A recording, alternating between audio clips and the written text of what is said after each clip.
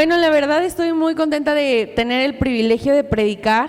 Yo les decía a mis papás que si era posible pasara de mí esta copa, porque siento los pulmones en las anginas, ya casi no puedo hablar sin que se me vaya el aire y es un poquito desesperante, pero sé que en la semana Dios ponía esto en mi corazón y Dios me dijo, es momento de hablar.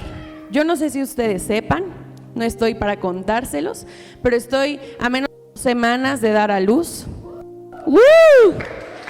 Gracias a Dios. Y fíjate que ahora analizando, Dios me ha permitido predicar en cada uno de mis procesos y me han conocido a través de casi todas mis etapas. Mi etapa depresiva, me han conocido en mi etapa de enamorada, me han conocido en mi etapa de novia, de prometida, de esposa y ahora antes de ser mamá. Y la verdad es un privilegio compartir de esta manera la palabra, porque sé que Dios está permitiendo una temporada en mi vida para revelarme algo que hay también en tu vida. Y a 2 semanas de dar a luz te puedo decir que he tenido un tiempo de llorar. Me ha gustado mucho estar embarazada. Yo les digo a mi familia, ya no quiero dejar de estar embarazada porque me van a tratar como un ser humano normal. Voy a tener que hacer cosas otra vez. Y cuando quiero barrer, alguien me ve y no, yo barro, ¿no? Y en mi casa sí lo hago en secreto, pero la verdad me dejo chiquear, me dejo consentir. Todos me dicen, no cargues, y pues es una desesperación, ¿verdad? También, pero he aprendido a dejarme consentir a través de esta etapa. Ha sido muy, muy bonito. He sentido el amor de mucha gente. Ha sido una etapa de cosecha en la que todo lo que yo tengo de la bebé junto con mi esposo, todo lo que tenemos nos lo han regalado, nos lo han sembrado. Tenemos ya todo un closet lleno de ropita, que la verdad yo no he comprado ni unas calcetas, pero todo ha sido gracias a Dios, a su misericordia. Pero aunque ha sido una etapa muy bonita estar embarazada, sería una locura que yo quisiera quedarme así el resto de mi vida. Ha tenido buenos momentos y he tenido malos momentos. He tenido momentos de angustia, de decir, ay Dios mío, no siento nada. Hay otras veces que siento demasiado y que digo, Dios, ya déjame dormir. No me deja de patear toda la noche. He tenido momentos de mucha alegría y emoción por lo que va a venir. Yo les hago caso a sus consejos, no se crean. Todos me dicen lo mismo, duerme, porque ya no vas a dormir igual. Bueno, yo me lo tomé como una rema. Gracias a Dios he dormido bien. Pero como te digo, sería una locura querer quedarme así el resto de mi vida, porque lo que más me emociona es la siguiente etapa. Me emociona la experiencia que voy a vivir, me emociona las desveladas que voy a tener, y le he dicho a Dios, no quiero quedarme en la locura de siempre querer estar embarazada. Yo quiero ver el fruto. ¿Y cuántos quieren ver fruto en su vida, en alguna área de su vida? Y quiero hoy decirte, lo que hoy estás atravesando es parte de un proceso que has tenido que amar, un proceso que has tenido que aceptar. Tal vez ha sido un proceso de enfermedad, un proceso de injusticia, has tenido que atravesar un proceso de divorcio, pero es solamente un proceso. ¿Cuántos dicen amén? Así que levanta tu mano conmigo derecha y di, es un proceso. Otra vez, es un proceso y nada más. ¿Podemos declararlo otra vez? Es un proceso y nada más. Así que quien lo pueda creer, el día de hoy este mensaje es para ti. El mensaje tiene por título La locura de retener. Y yo no sé cuántos estén enterados. Yo apenas me enteré hace poco. Yo pensaba que los embarazos duraban 9 meses y resulta que duran más de eso. Son 40 semanas, casi 10 meses. Pero algo que yo entendí fue que las 40 semanas son una protección. Es un margen de las 0 a las 40 semanas, es un margen de protección. Es decir, si yo me paso de 40 semanas, mi bebé puede seguir en mi vientre, pero corre riesgos. Y yo apenas me enteré que los bebés hacían pipí y popó dentro del vientre, ya en las últimas semanas. Y me enteré porque alguien que estaba a punto de aliviarse, que ya tenía 41 semanas, cuando llega al hospital con las contracciones, la doctora le dice, corres mucho riesgo de que tu bebé al momento de salir, de ser expulsado, ingiera un poco de excremento y se muera. Para mí fue una novedad. O sea, yo le dije, a ver, espérate, primero, ¿cómo que puedes llegar a las 41? Y segundo, ¿cómo es que puede hacer pipí popó? O sea, no sé, ¿verdad? Igual y muy ingenua yo, pero no sabía este dato curioso para los que van a tener hijos pronto, en el nombre de Jesús. Bueno, ya saben, un dato curioso. Pero cuando yo empiezo a investigar sobre los límites del embarazo, dice que si yo me paso, es riesgoso para el bebé, porque ya no tiene espacio. Y el líquido amniótico, que ya no tiene, que se va agotando, lo pone en peligro. Hay riesgo de asfixia, hay riesgo de que se muera dentro del vientre. Entonces, empecé a investigar un poco más y Dios me hablaba acerca de los límites. Y los límites los vas a ver en cualquier área de tu vida. Los límites son saludables. Los límites son una línea invisible que nos indica hasta dónde, hasta cuándo, con quién y por qué. Los límites existen con un propósito: para proteger la vida, para mantener el orden, para evitar un daño o para formar carácter. Y con esto yo me ponía y me preguntaba, ¿cuáles son los límites con los que yo crecí? ¿Cuáles son los límites que a mí me inculcaron en mi casa? Y yo entendí algo. Hay una fecha límite para que mi embarazo sea un embarazo sano, y son las 40 semanas, para no ponerme en riesgo. Pero los límites que yo conocí en mi hogar, y a ver quién los tenía también, era en mi casa, en mi cuarto por lo menos, en mi dispositivo celular, no podía escuchar música que fuera secular, es decir, música mundana. En mi casa yo no podía poner banda con toda libertad, ni reggaetón. Y aunque sí llegué a cruzar esos límites y hacerlo a escondidas, yo sabía que no estaba permitido. Yo no podía poner lo que se me antojaba. Y cuando ponía música, yo les he contado que era en inglés para que no se dieran cuenta. Otro límite con el que yo crecí es que aunque yo estuviera enferma, yo tenía que ir a la iglesia. Si yo decía, es que tengo gripa, porque en realidad me quería quedar a ver En Familia con Chabelo. Si yo fingía, de todos modos me llevaban a la iglesia, con todo y gripa, con todo y fiebre. Yo iba a la iglesia porque decía mi mamá, pues en la iglesia te sanas, para eso vamos, para que Dios te sane. Y me llevaban todo y enferma. Otro límite que había en mi casa era no tomar alcohol y no fumar. Eso no estaba permitido. Yo no sé cuántos papás hay aquí que ya se arrepintieron, ¿verdad? Ya le tacharon, pero les decían a sus hijos, prefiero que tomes conmigo a que tomes allá afuera.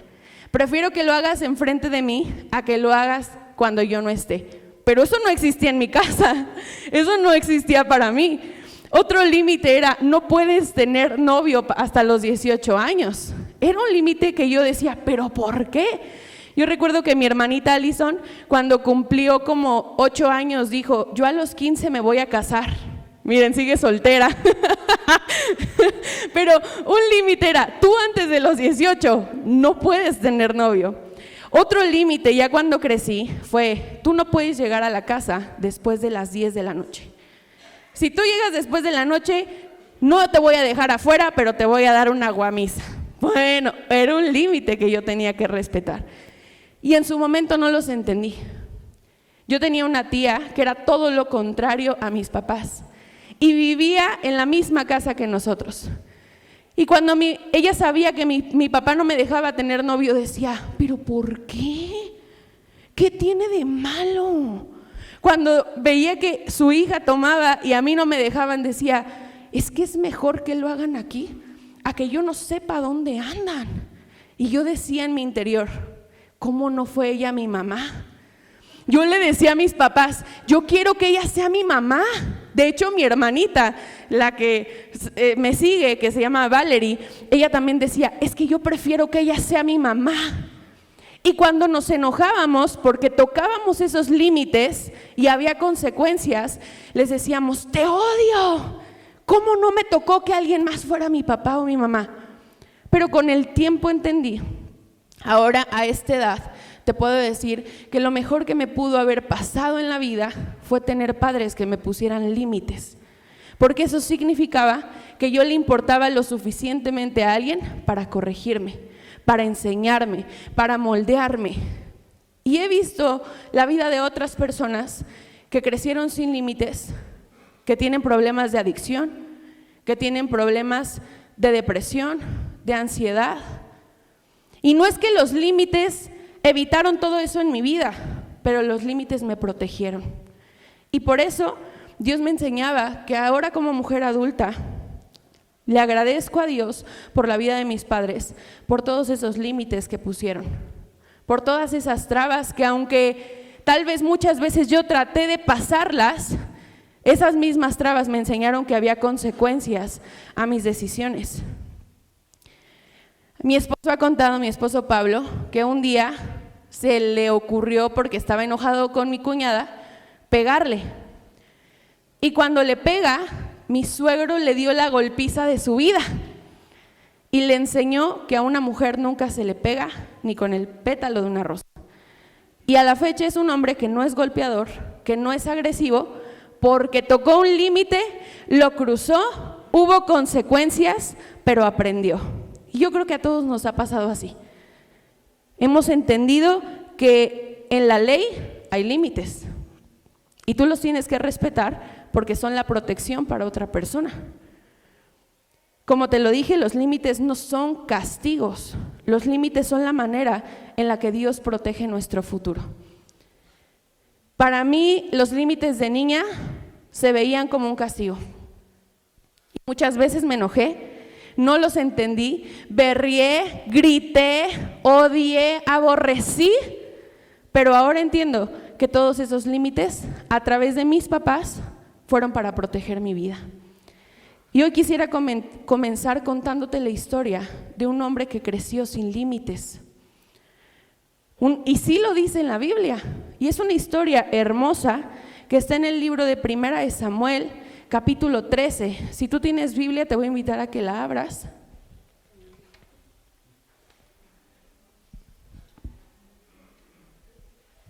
¿Cuántos traen su Biblia física? Venga, esos son los cristianos de a de veras, los que traen tatuado a Cristo, no se crean. Los que traen digital también, pero pon tu celular en modo no molestar, porque no sé si seas como yo, neurodivergente dirían por ahí, que estás en la Biblia, te llega notificación y ya se te desvió la mente. Entonces, ayúdanos a poner tu celular en modo no molestar. Pero quiero continuar diciéndote, en 1 Samuel, capítulo 13, que no lo voy a leer, te lo voy a contar, te lo voy a hacer más fácil y te lo voy a dejar de tarea, habla acerca de un hombre que, como me lo han contado a mí y yo lo he leído en la Biblia, era un hombre sumamente atractivo, era joven, era alto, dice que tenía lo que todos querían tener, tenía gracia. Era un hombre obediente, tenía una familia que lo amaba y fue elegido como el primer rey de todo Israel. En ese entonces no había reyes, el pueblo decide suplicarle a Dios por un rey y Dios elige al mejor postor. Un hombre alto, tipazo, que Dios lo sacó de la nada porque de no tener dinero lo puso en la posición más alta de todo el reino.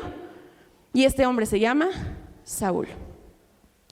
Dice que el rey Saúl era un hombre con mucho poder, que era admirado por toda la gente. Todos lo querían, todos lo respetaban, obedecían cada una de sus órdenes. Y yo creo que a cualquiera le encantaría eso. Era un hombre que tenía gracia, tenía autoridad, tenía todo un pueblo que iba a apoyar lo que él dijera. Ya tenía riqueza, ya tenía fama y ya tenía poder. ¿Qué más podría querer? Tenía una familia, tenía hijos, una esposa hermosa, pero su historia es demasiado triste porque inicia siendo muy buena para ser verdad. Dios lo elige, le da la posición que cualquier otro quiere, pero en el libro de 1 Samuel capítulo 13 habla de la desobediencia y el rechazo de Saúl. ¿Cómo cuenta la Biblia esta historia? Dice que Dios le da una indicación que tiene que enfrentarse contra un pueblo filisteo, y este hombre hace un holocausto, es decir, prepara todo un lugar de sacrificio, pero la indicación era: tienes que esperar 7 días. Di conmigo, 7. Se te va a quedar grabado. La indicación era: tienes que esperar 7 días a que Samuel venga, que era el profeta, el sacerdote de ese tiempo, él levante una ofrenda para que tú puedas ir a la guerra. Y como todos estaban presionándolo, como todos estaban observando qué hacía y viendo el tiempo de espera, Saúl se comenzó a desesperar, se comenzó a angustiar. La indicación era: espera 7 días. Pasaron los 7 días y él vio que Samuel no llegaba. Y en su angustia, de que vio que empezaron a irse, a abandonarlo, dijo: creo que tengo que hacerlo yo. Y dijo: pásenme las cosas, échenmelo, porque voy a presentar sacrificio. Presenta los becerros con una buena intención, que era: no quiero ir a la guerra sin desobedecer a Dios. Aparentemente era algo bueno, una buena intención, pero no obedeció la indicación que se le dio. Se precipitó, presentó el sacrificio, y justo cuando va terminando de presentar el sacrificio, aparece Samuel. Lo que a mí se me hace interesante es: él ya había esperado los 7 días. No lo hizo en el primer día, no lo hizo en el cuarto, lo hizo en el 7º día. Se precipitó, se desesperó y actuó en sus posibilidades, como muchas veces tú y yo hemos actuado. Al no ver a Dios obrar, comenzamos a actuar en nuestra desesperación. Voy al monte de piedad, pido prestado, pido auxilio a mi mamá. Y entonces Samuel se equivocó. Y por cuanto esto hizo, dice la Biblia que Dios lo desechó. De hecho aquí lo puso. Primera de Samuel, capítulo 13, verso 13. Entonces Samuel, cuando lo encuentra, le dice: locamente has hecho. No guardaste el mandamiento de Jehová tu Dios que él te había ordenado. La sorpresa es que dice: mas ahora tu reino no será duradero. Jehová se ha buscado un varón conforme a su corazón. Lo que él hizo, tocar ese límite, tuvo una consecuencia. Y Dios le dijo: locamente has hecho, hazte a un lado. Pero lo interesante de esta historia es que si tú lees el capítulo 13, él de todos modos fue a la guerra. No le importó que Dios ya lo había desechado, que Dios ya le había advertido: voy a poner a alguien más, te voy a reemplazar porque no me gustó lo que hiciste. Bueno, entonces en el capítulo 14, en el capítulo 13 vemos la maldición que cayó sobre Saúl, pero en el capítulo 14 viene una maldición sobre todo Israel. ¿Por qué o cómo estuvo esta historia? Esta ya fue una desobediencia deliberada. Comenzó a cometer locuras. Y en este capítulo 14 me llama la atención esta historia, porque seguramente tú ya la has leído. Dios le da una indicación a Saúl a través de Samuel y le dice: quiero que mates a este rey y que mates todo lo que tenga que ver con él. Hombres, mujeres, becerros, destruye todo. Y obedece. Va a este pueblo de Amalec y cuando llega, perdona la vida del rey. Y todo el pueblo comenzó a separar lo mejor del ganado y se quedaron lo primogénito, lo más hermoso, se quedaron las mejores joyas, dizque para presentarlas delante de Dios, pero la indicación ¿cuál era? Destruye, mata. La indicación era: obedece. No te estoy preguntando que sí, que no, te estoy dando una indicación. La indicación de Dios era muy clara, tenía que destruirlos. pero él conservó y tuvo una obediencia selectiva. Y cuando llega Samuel y escucha cada uno de los becerros de los animales y se da cuenta que ahí está este hombre, este rey, que no lo habían matado, lo maldice. Y dice así: y Saúl y el pueblo perdonaron a Agag y a lo mejor de las ovejas y del ganado mayor, de los animales engordados, de los carneros y de todo lo bueno. Y no lo quisieron destruir, mas todo lo que era vil y despreciable destruyeron. Y vino palabra de Jehová a Samuel diciendo: me pesa haber puesto por rey a Saúl, porque se ha vuelto de en pos de mí y no ha cumplido mis palabras. Y se apresuró Samuel y clamó a Jehová toda aquella noche. Madrugó luego Samuel para ir a encontrar a Saúl por la mañana, y fue dado aviso a Samuel diciendo: Saúl ha venido a Carmel. Y he aquí se levantó un monumento y dio la vuelta y pasó adelante y descendió a Gilgal. Vino pues Samuel a Saúl y le dijo: bendito seas tú de Jehová, yo he cumplido la palabra de Jehová. Esto lo dijo Saúl. Y Samuel entonces le dijo: pues qué balido de ovejas y bramido de vacas es este que yo oigo con mis oídos. Y Saúl respondió: de Amalec los han traído, porque el pueblo perdonó lo mejor de las ovejas y de las vacas. Él decidió echarle la culpa a todo el pueblo para sacrificarlas a Jehová tu Dios, pero lo demás lo destruimos.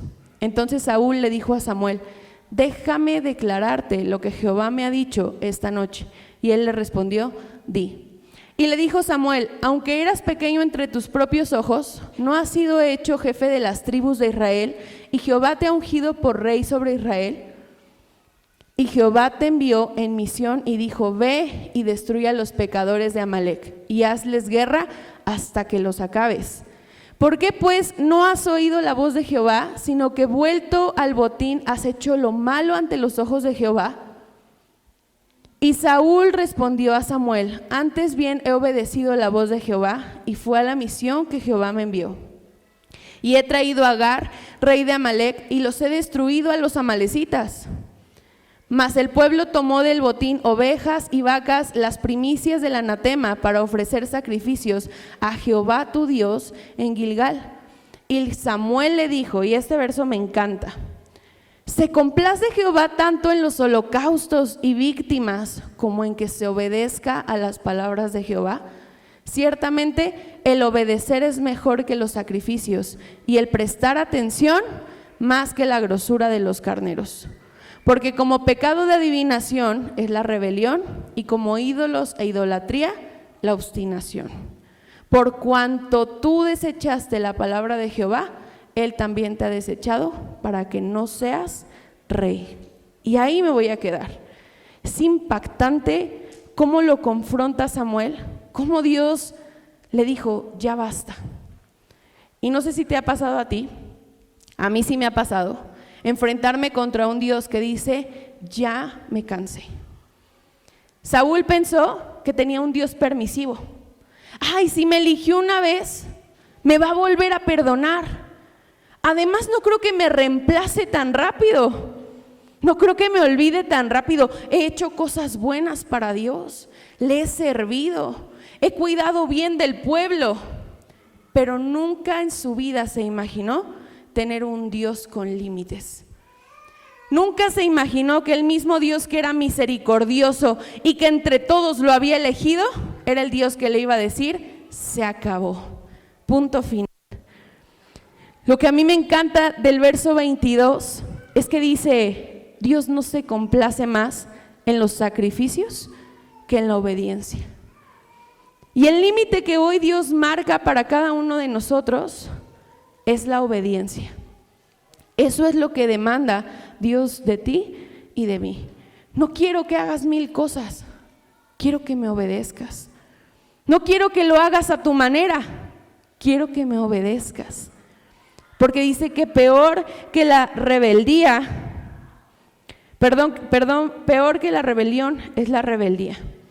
Y yo estaba investigando qué es la rebelión. La rebelión no es simplemente equivocarse, implica decidir conscientemente no obedecer. Eso fue lo que le pasó a Saúl. Conscientemente, voluntariamente, no obedeció. La rebeldía es igual a la insubordinación. Es decir, alguien que no sabe lo que es la autoridad, no sabe respetar la autoridad. Es un desafío directo a una autoridad. Eso fue lo que hizo Samuel. Pero lo interesante es también no solo lo que es la rebeldía, sino lo que es la obstinación. La obstinación significa endurecer el corazón para no cambiar. Eso fue lo que le pasó a él. Desobedeció la ley de Dios, pero lo peor que le pudo pasar fue endurecer su corazón y no cambiar. Quisiera decirte un tercer concepto y que lo grabes en tu corazón y en tu mente, lo que es la idolatría. La idolatría es poner algo, incluso tu propia voluntad, en el lugar de Dios. La idolatría es poner a tus hijos antes que Dios. La idolatría es poner a tus finanzas antes que Dios.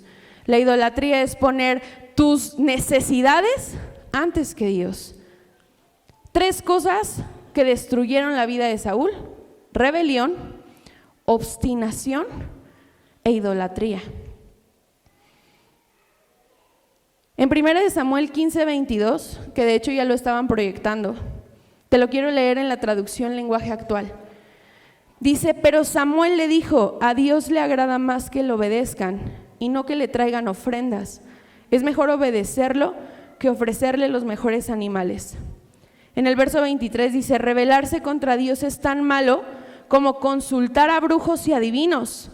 No está bien adorar a dioses falsos, ni tampoco desobedecer a Dios.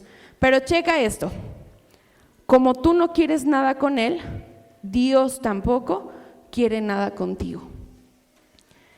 En Romanos 1:28 dice, en la traducción lenguaje actual: como no han querido tener en cuenta a Dios, Dios los ha dejado hacer todo lo malo que su mente inútil los lleva a hacer. Y este verso marcó mi vida, que dice: como no han querido tener en cuenta a Dios, Dios los entregó a su mente reprobada. Es decir, que hicieras lo que se te antojara hacer, lo que pensaste, lo hicieras.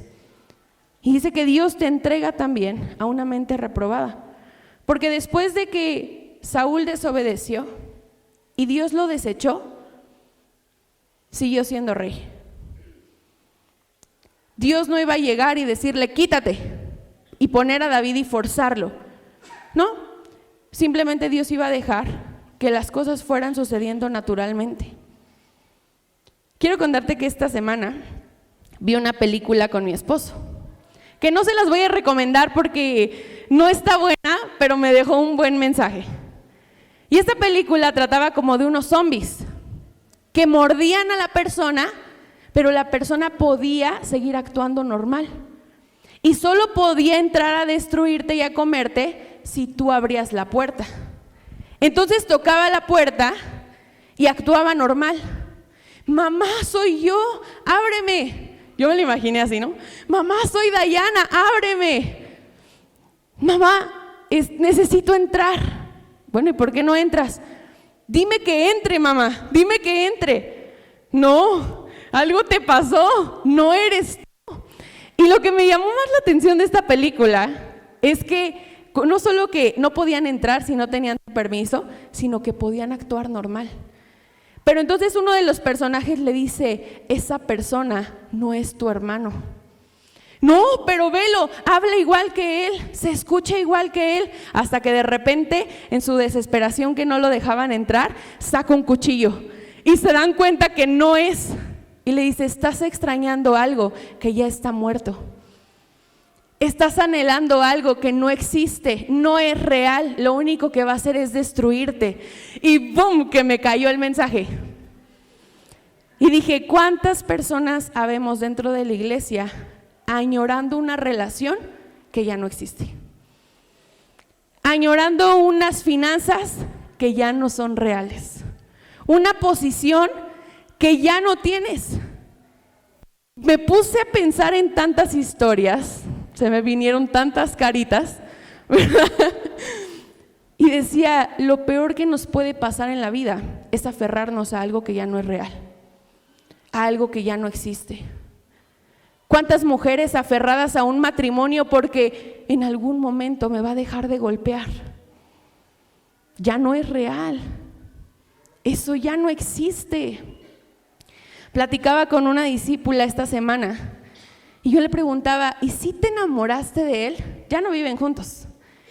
Y ella me confesó algo que me sorprendió tanto, porque decía, es que él cuando quería que lo perdonara, me daba rosas. Nos contó una historia que hasta risa me dio.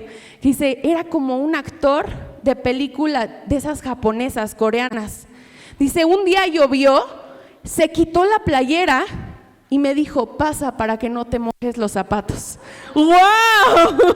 No, hombre, dice, o sea, que iba y le conseguía flores para que ella estuviera contenta. Era el que tenía el corazón de toda la familia, pero una vez que ya la tenía, se convertía en un monstruo. Dice, era indiferente, era grosero, era alcohólico. Dice, pero cuando yo le decía, ya basta, él otra vez, ¿cómo puedo estar bien contigo?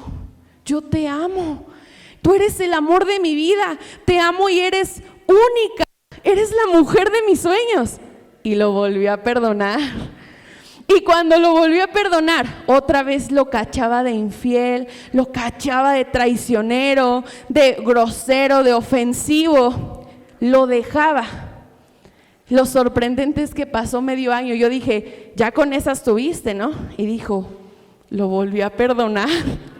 Y dice que cuando lo volvió a perdonar, su papá le dejó de hablar.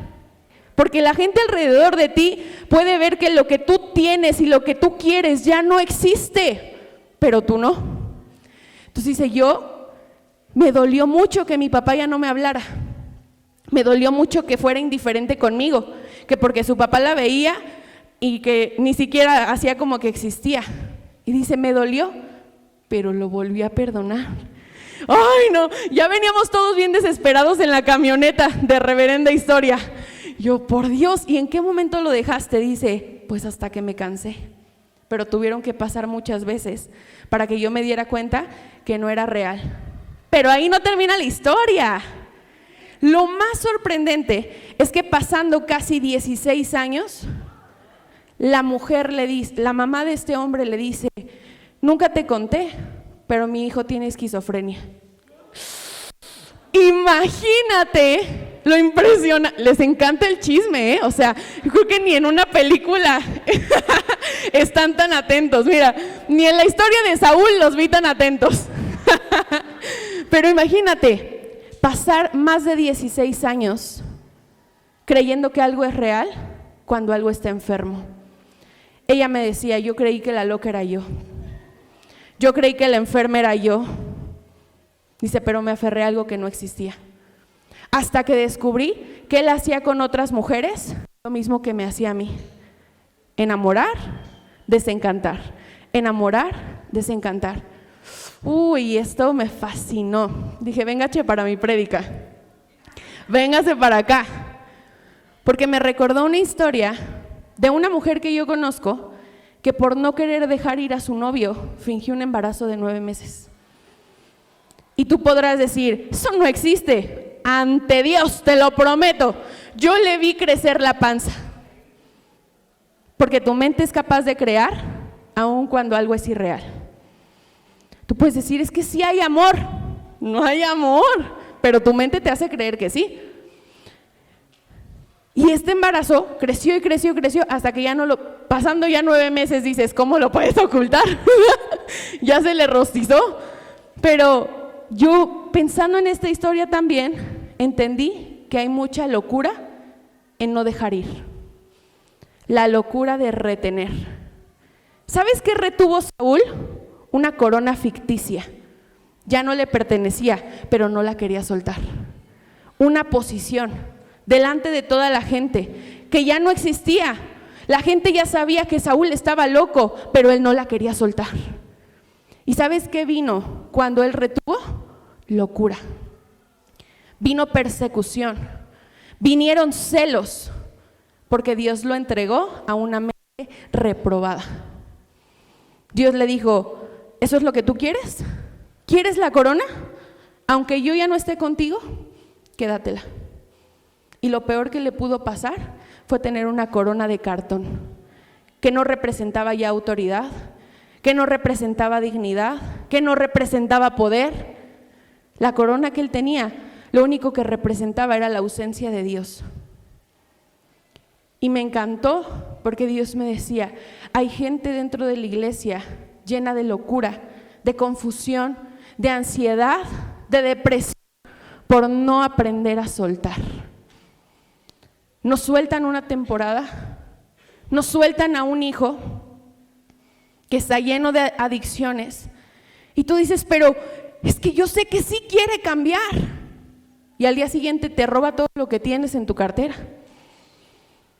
Ay, pero es que yo soy la que tiene que pagar ese anexo, esa clínica, y lo retienes, pero a costa de tu paz mental, a costa de tu trabajo. Retienes esa relación en la que ya hubo más de 10 infidelidades, creyendo que es que así como la pastora Vianey oraba por el pastor Gustavo y él va a cambiar. Sí, pero eso no es un matrimonio lo que tú estás luchando, no es real. Te estás lastimando por no saber soltar. Hay relaciones en amistades que te lastiman porque tú dices: es que yo quiero llevarme como cuando antes salíamos, cuando éramos amigos, nos veíamos todos los días, platicábamos, nos carcajeábamos. Sí, pero esa persona ya no es igual, ya cambió, y te lastimas creyendo que todo va a volver a ser como antes. Y caemos en locura. Di conmigo: locura. Demencia. Cuando Dios te dice: ¿eso es lo que quieres? ¿De verdad esa relación la quieres? Consérvala. Pero yo no voy a estar ahí para ver cómo te lastimas. Yo no voy a estar ahí para ver cómo te maltratan. ¿Quieres a ese marido? Está bien, consérvalo. Pero yo no voy a estar ahí para ver cómo te golpea. Y como un buen padre, lo que tiene que hacer es dejar de ver. Hubo una historia esta semana que a mí me voló la cabeza.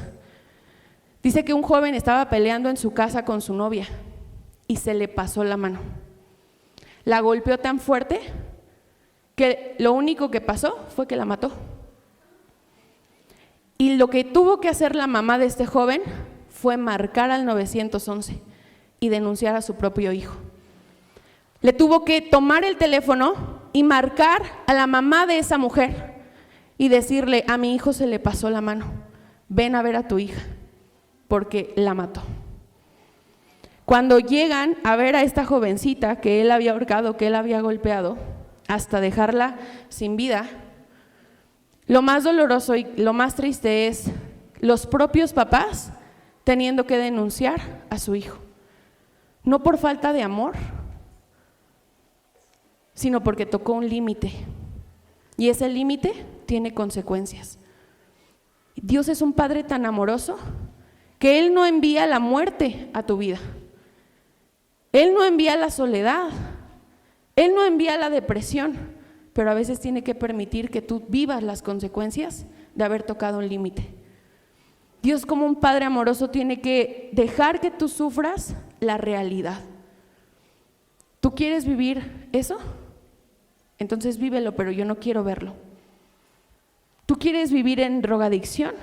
Entonces vívelo, pero yo no quiero ver cómo te lastimas. Yo no quiero ver cómo te denigras. Yo no quiero ver cómo te prostituyes. Yo no quiero ver cómo te lastiman, cómo se burlan de ti. Y no es que Dios sea un Dios malo, no es que Dios te abandone, sino que tiene que voltearse para no sufrir contigo.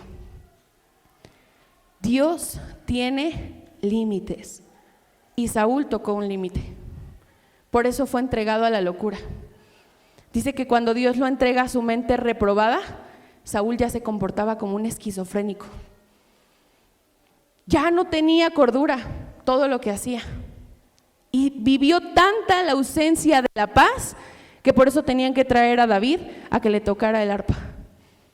Buscaba en cosas externas, como la música, lo que ya no tenía internamente, que era la paz. Entonces tú puedes ver que en tu casa tus hijos no tienen paz, que se la pasan llorando todas las noches por una relación que los destruye. Tú puedes ver en tu casa que tus hijos no encuentran paz y la van a buscar en un cigarro, en una marihuana, en una botella de alcohol. Pero como un buen padre, lo único que tienes que hacer es soltar. Me encantó lo que mi esposo les contó la semana pasada. A veces tienes que dejar que algo muera para que Dios empiece a obrar. Dios solamente puede resucitar lo que está muerto. Pero veo a mucha gente aferrada queriendo dar RCP a un hijo que no quiere saber nada de Dios, a un matrimonio en el que ya no hay interés, a unas finanzas en las que ya no hay forma de salvar. Quieres pagar una deuda que ya no tiene solución. Y entonces se consume tu paz, se consume tu salud mental, se consume tu relación con los demás por no saber soltar. ¿Sabes qué triste es? Que yo lo imaginaba así. Es como si el día de hoy yo llegara con Adrián y pusiera un cuchillo en su mano y le dijera, sosténlo. Y la parte que corta le estuviera lastimando. Y llegara Cari y le dijera, suéltalo, te estás cortando, te está lastimando. Es que es mío, a mí me lo dieron. Y sangrando. Hay gente aquí que está lastimada no por el cuchillo, sino por no saber soltar. A ti no te está lastimando una relación sentimental, te está lastimando el hecho de no saber soltar a tiempo. A ti no te lastiman tus hijos, porque quizá ellos van a pasar por encima de ti las veces que quieran. Te va a lastimar que tú no pones límites y que no dices ya basta. Esa es la locura de retener. Empieza a cortarte. Primero es una herida, pero mientras más lo aprietas, más se hunde en tu mano, más comienza a salir la sangre. Y la noticia para ti hoy, como padre, como esposo, como joven, la noticia para ti es que no te está lastimando el cuchillo, te está lastimando tu decisión de no soltarlo. Así vive mucha gente. No son cuchillos, son tus relaciones. No son cuchillos, es la posición a la que te estás aferrando. Soy esposa, no soy la amante, soy la esposa. Pero ¿cuántas cosas permites? Hay heridas, orgullo, control que no son cuchillo. Hay injusticias que no son cuchillo, pero cómo duelen. Y lo que te está lastimando es no soltarlo en las manos de Dios. Hay gente que no suelta la falta de perdón, que no suelta el abandono, que no supera la deslealtad, pero no te estás dando cuenta que lo que tú buscas ya no existe, ya no es real. Y hoy Dios te dice, ¿quieres sanar? Abre la mano. Tan fácil, abre la mano. O tan difícil como abre la mano. Y déjame ayudarte. Déjame primero ponerte de pie a ti. Yo puedo ver la comparativa. David también pecó. Y fue un hombre que no fue perfecto. También se equivocó. Pero David reconoció su pecado. Y cuando llegó el momento de aferrarse a la corona, él se la entregó a Dios. No se aferró a ese cuchillo, que así me imagino la corona de Saúl. Un cuchillo que cortaba, que cada vez que él se aferraba quedaba más loco, más atormentado, más endemoniado. Quedaba peor por aferrarse. Y David lo que hizo fue: lo único que te pido es que no quites de mí tu Santo Espíritu. Que me falte todo menos tu presencia. Eso fue lo que dijo David. Quítame todo, quítame el reino, quítame a mi esposa, quítame a mis hijos, pero no me abandones. Y nosotros muchas veces nos hemos aferrado: quítame el dinero, pero no me quites a mi esposo. Quítame la salud, pero no me quites a mis hijos. No me pidas que los suelte. Y te estás lastimando por aferrarte a algo que Dios ya te pidió. Solamente tú y Dios lo que Él te ha pedido, lo que te ha pedido en lo secreto. Entrégame ese vicio, entrégame tu vocabulario, entrégame tu carácter o tu falta de carácter. Y Dios hoy te dice: soltar es difícil, pero es más difícil retener. Vamos por la vida llevando cargas que no nos corresponden. Vas llevando en tus brazos, en tus hombros, el matrimonio fallido de tus hijos. Tú ya ni esposo tienes, ni esposa tienes, pero vas llevando los problemas del vecino, del sobrino, del amigo. Y la Biblia dice: ligera es mi carga.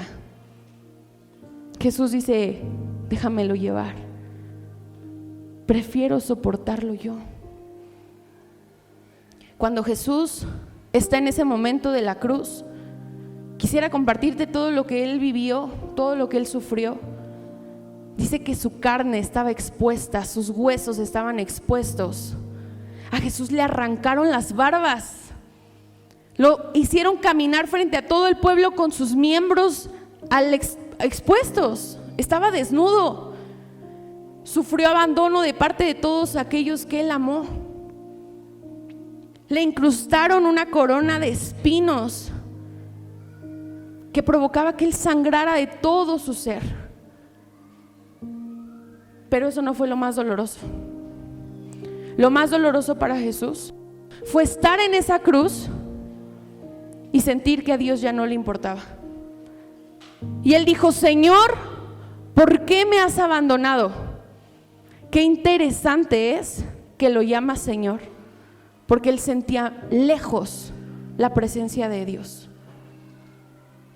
Y tú y yo nos hemos encontrado en ese punto de decir: ¿por qué no te escucho? ¿Por qué no me respondes? ¿Por qué no me ayudas? Pero recordó y dijo: Padre, papá, los suelto. Perdónalos por haberme golpeado. Perdónalos por haberme lastimado. Perdónalos por haberme abandonado, porque no saben lo que hacen. Y cuando Jesús soltó el abandono, ahí expiró. ¿Sabes hasta cuándo vas a volver a tener tranquilidad? Hasta que le digas a Dios: te suelto la culpa que tengo de sentirme una mala madre. Te suelto la culpa que tengo de no haber cuidado esta relación. Te suelto la injusticia, te suelto mis fallas, te suelto mis problemas. Hasta ahí vas a sentir la paz de Dios, que sobrepasa todo entendimiento, hasta que decidas dejar la justicia en tus manos. Suéltalo, porque hay dolores que no vienen del diablo, vienen por aferrarnos a lo que Dios ya nos pidió soltar. Saúl se aferró al trono, pero mientras más se aferraba a él, más se destruía por dentro. Lo destruyó los celos, la paranoia y el tormento. En cambio, David soltó el trono y Dios se lo devolvió. ¿Quieres que todo en tu vida cambie? Suéltale el control a Dios. De aquello de lo que te estás aferrando, déjaselo. Él es experto en personas difíciles. Él es experto en hijos difíciles. Él es experto en los casos de injusticia. Él es experto. Ni tú ni yo. Él es experto. En esos casos en los que tú te estás aferrando a, haz un milagro, sánalo. Cuando tú sueltas esa petición y le dices, Señor, pero que no se haga mi voluntad, que se haga tu voluntad. Y si tiene que morir, que muera para ti. Y si va a vivir, que viva para ti. Cuando tú le sueltas esa petición a Dios, Él comienza a obrar. Pero hay cosas en tu vida que Dios todavía no sana porque te ve obstinado, te ve aferrada. Y eso es querer hacer tu voluntad. Y hay veces que Dios tiene que recordarnos a través del dolor algo que juramos o que nos prometimos ya no hacer. Te voy a dar las 4 preciosas oportunidades que Dios te entrega en tu mano esta mañana. Y extiéndela, como si fueras a recibir algo. Y nos vamos a palmear el uno al otro. Pásale las 4 preciosas oportunidades. Ándale, así bien, pásaselas. Y al del otro lado también. También te tocan a ti, Jorge, extiende tu mano. Dios te entrega 4 oportunidades. Y la primera oportunidad, ya pueden dejar de pasarse. Se pican, de veras. Las 4 preciosas oportunidades que Dios te da. La primera, la oportunidad de cortar. Corta una relación. La Biblia dice que su palabra es espada de doble filo. Es decir, que la espada tiene un propósito. Si la palabra de Dios no está cortando algo en tu vida, no está teniendo efecto. Corta, es tiempo de cortar. Lo segundo que Dios te dice, es tiempo de soltar. Lo tercero es, tienes la oportunidad para hablar. Hablar a tiempo. En Esther, hay un verso que a mí me encanta que dice, porque si tú callares, respiro y liberación vendrán de otra parte. Hay oportunidades que Dios te da para expresar, que Dios te dice, sé valiente y pon un límite, marca tu límite. Y lo cuarto es la oportunidad de la dignidad. ¿La dignidad se tiene o no se tiene? ¿La honras o no la honras? Y quizá esa oportunidad se va a presentar solamente una vez en tu vida, porque después te vas a convertir en una burla. Ay, sí, la que siempre dice que va a pegar y no pega. Ay, la que siempre dice que va a hacer y no hace. El que siempre promete y no cumple. Dios te da una oportunidad regresando de este encuentro y de este servicio. Es dignidad. Para decir, ya no, ya basta. Punto final. El problema es cuando Dios ya puso un punto final y tú lo convertiste en una coma. No, esta historia todavía no se acaba. Así no puede terminar. Hay un verso que a mí me encanta que dice, hubiera yo desmayado si no creyera que veré la bondad de Dios en la tierra de los vivientes. Hoy te vengo a anunciar que vas a ver la bondad de Dios en el área donde tú decidas soltar. Vas a ver la bondad de Dios en lo que decidas dejar perder. Vas a ver la bondad de Dios en lo que decidas dejar de retener. En esta tierra de los vivientes te será devuelta tu paz. En esta tierra de los vivientes vas a conocer a un Dios que sí cumple lo que promete, pero en lo que decidas soltar. Yo hoy te voy a decir que Abraham hubiera desmayado, se hubiera muerto sin ver un milagro en su vida, si no se hubiera atrevido a soltar. Soltó sus sueños, soltó su deseo y su capricho de ser papá, y Dios se lo concedió. Pero cuando tiene a ese hijo llamado Isaac, Dios le dice, entrégamelo. Si él no hubiera entregado a su hijo Isaac, hasta ahí hubiera terminado esta hermosa historia. Pero él obedeció. Y aunque le dolió soltar, poner a su hijo amado, lo que más adoraba en esta tierra, lo puso en manos de Dios. Y cuando en su corazón Dios vio que él estaba dispuesto a hacer lo que él había dicho, Dios le dijo: he visto tu corazón, que no me has retenido nada. Por eso Moisés, por eso Abraham, por eso David vieron la bondad de Dios, porque se atrevieron a soltar.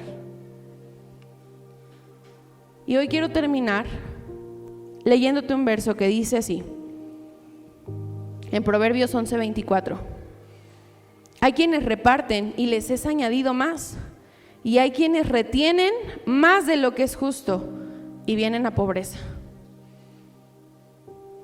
Todo lo que has perdido en la vida ha sido por no saber soltar a tiempo, por no saber rendirte. Y este mensaje no solamente es de motivación para decirte Dios va a ser bueno contigo, porque lo va a hacer, sino para que dentro de la iglesia dejemos de tener relaciones tóxicas, dejemos de tener expectativas irreales. Dios va a hacer algo contigo y eso lo puedo declarar. ¿Cuántos lo pueden creer? Dios va a ser bueno contigo. Pero es momento de soltar el cuchillo, de dejar de hacernos daño,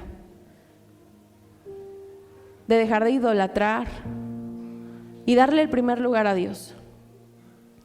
Por eso hoy te voy a invitar a que te pongas de pie.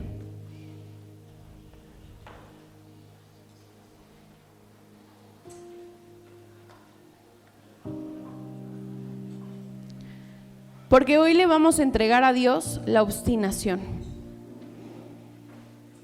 Le vas a entregar tus expectativas. Dios no tiene un ABC de cómo actuar.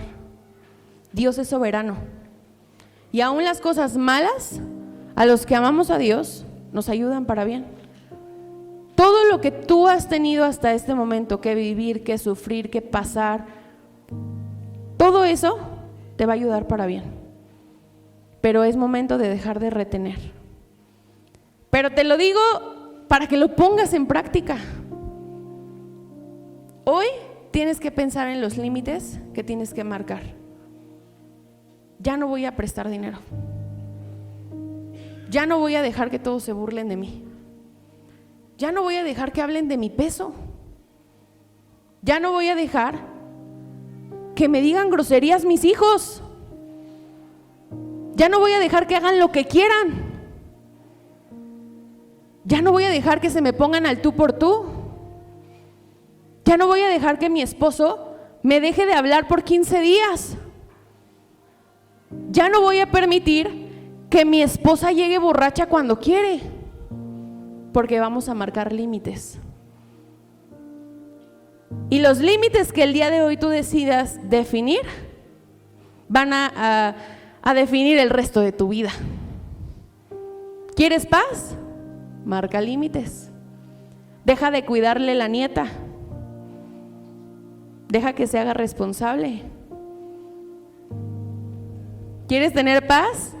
Bueno, en tu casa no se mantienen alcohólicos, no se mantienen drogadictos. Y si tienen que sufrir, déjalos en manos de Dios. Y no te lo dice alguien que nunca ha pasado por eso. Yo he tocado límites y esos límites me han llevado a tener consecuencias. Pero cuando mis papás decidieron soltarme en manos de Dios, yo conocí a Dios. Ahí dije, no hay nada más horrible en esta vida que sentir la ausencia de Dios. ¿Quieres andar de noviecita? Ándale de noviecita. ¿Quieres andar de borracho? Anda de borracho, porque es lo único que vas a tener en esta tierra. Te vas a sentir la persona más miserable el día que tengas lo que tú quieres a costa de la presencia de Dios.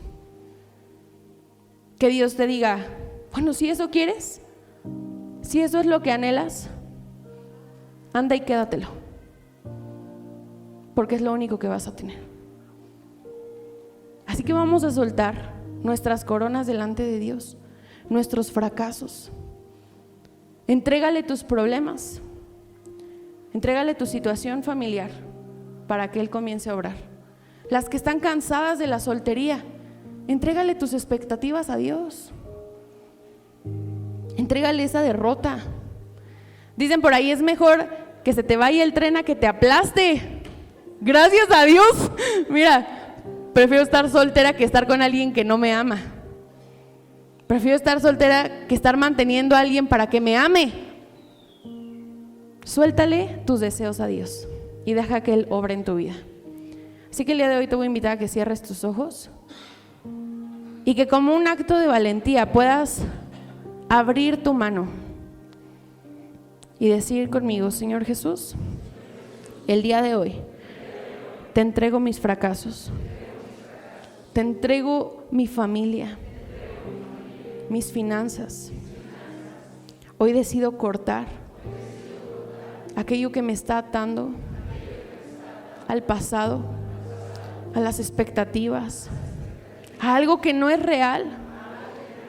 Hoy decido soltar la injusticia, el abandono, el rechazo.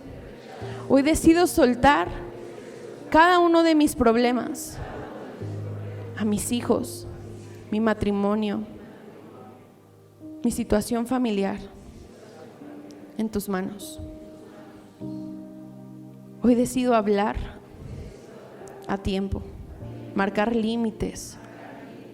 Y hoy te pido una oportunidad para recuperar mi dignidad. Perdóname porque he prometido sin cumplir. Perdóname porque he permitido la ofensa, el maltrato, que se burlen de mí, porque perdí mi dignidad. Pero hoy te pido una oportunidad más.